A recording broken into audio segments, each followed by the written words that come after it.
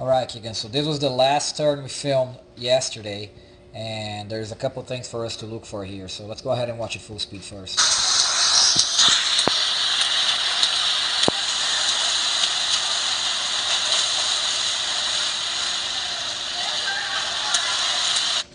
Alright, so first of all, you've done a great job with your underwaters this week. I can already see some great improvements here. I can see how this first kick, look how this kick is really snapping. Second kick is really snapping as well. Third one, it looks like you're starting to go revert back to your old ones, and the last one, again, is kind of a little flat. But overall, this is a great improvement to see in just 1 week.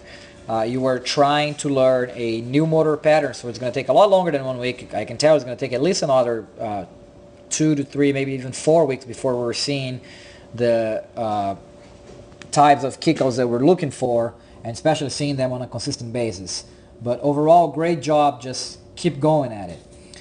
The other thing that I see here that I remember mentioning in one of the early videos is this first breakout stroke here. You look like you were not catching as much water with that first stroke, or not catching water as early, and here you absolutely are. I can see how you're connecting with the water right here and starting to pull yourself forward with that first stroke right away. So again, great job on that as well. Here are the two things that we had not seen before and that I think there's room for improvement. The first one we talked about when we were filming, this stroke under you when you cross, and it was the same way on the other side. It looks like you're not making that stroke. That stroke is just not as efficient as every other stroke during your swim. Ideally, you want to make this even more efficient than your other strokes. You can probably finish the crossing right here. You can already be fully on your stomach, okay, and make this a real first freestyle stroke, and that is going to propel you to the wall a little quicker and a little further. Again, you're just losing a little bit on this last stroke. This is already an improvement from what we saw on the first one we filmed on Saturday, but there's a lot of room to gain there still. Alright, second thing is, it looks like it's a combination of you being a little too far from the wall and starting to extend your legs a little too late. So here you are still fully tucked.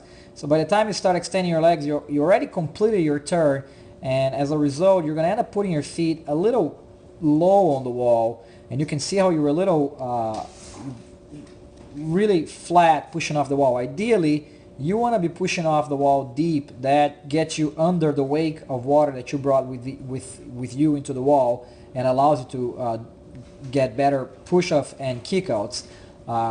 So again, it looks like this is a combination of you being a little too far from the wall and extending your legs a little too late. So from the moment your feet are about to clean your hips here, about to go over your hips, you can already start to extend your feet, and ideally your feet would land over here. You can see how they're going to land a little lower than that. Again, that's causing you to have not as ideal push-off from that turn, and it's also causing you to take a little longer to get your feet to the wall.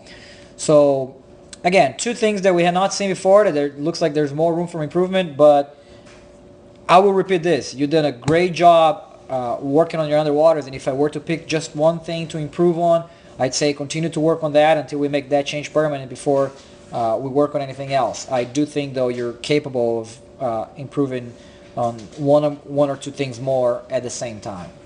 I'm going to let you watch it one more time at full speed.